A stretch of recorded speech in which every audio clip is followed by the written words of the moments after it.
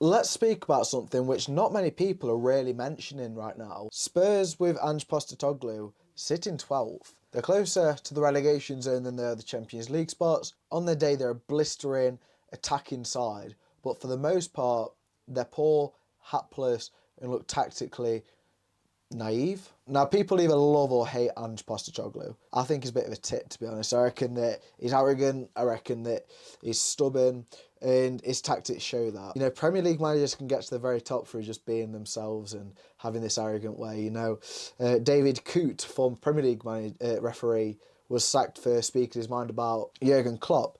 Now, I'm not saying that Jurgen Klopp or Ange are the same, but I'm just saying strong personality types can often reap success. But Ange, as I say, stuck in his own ways. The Spurs squad has been injury hit and he just doesn't want to change it. He doesn't want to be pragmatic with his squad. The pragmatism is in the way that he's just playing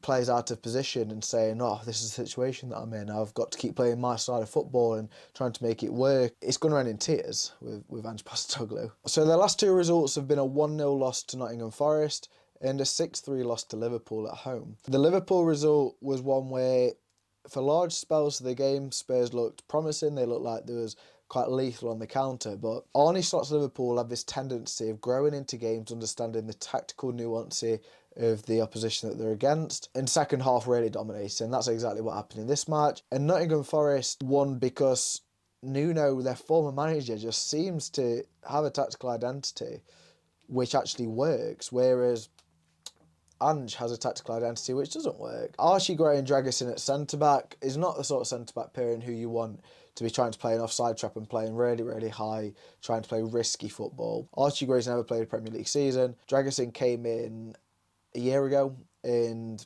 he's never really started for a reason.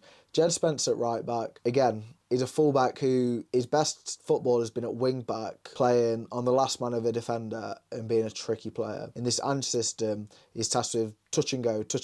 It's not his play style, and Ange needs to understand that. When you've got a player like Brennan Johnson next to Jed Spence, who succeeded so much at Forest a few years ago playing a direct brand of football, and then you're asking them to play a football style which doesn't suit them, it's crazy. And I think the only players who it really does suit is Kuleveski, maybe Basuma, maybe Adogi, and maybe Heung-min Son because he's an elite player. But for the most part, Ange's system doesn't work for his squad.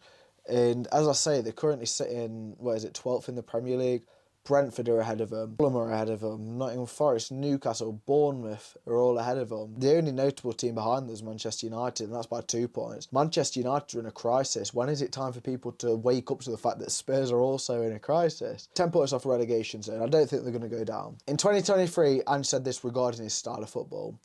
That's all I've tried to do my whole career, and as long as I'm winning things, then I'm pretty good. If I stop winning, then maybe I'll look to change the way my teams play.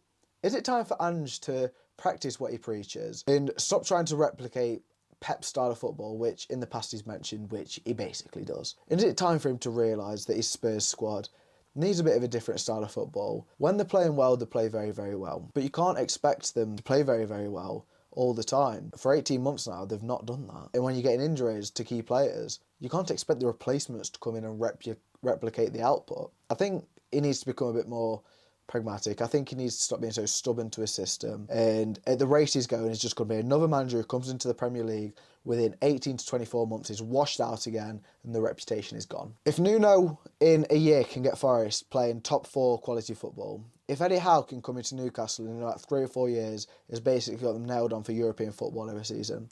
If Iraola can come in at the same time as Postecoglou did, nail down style of football with a lesser group of players and get them pushing for Europe.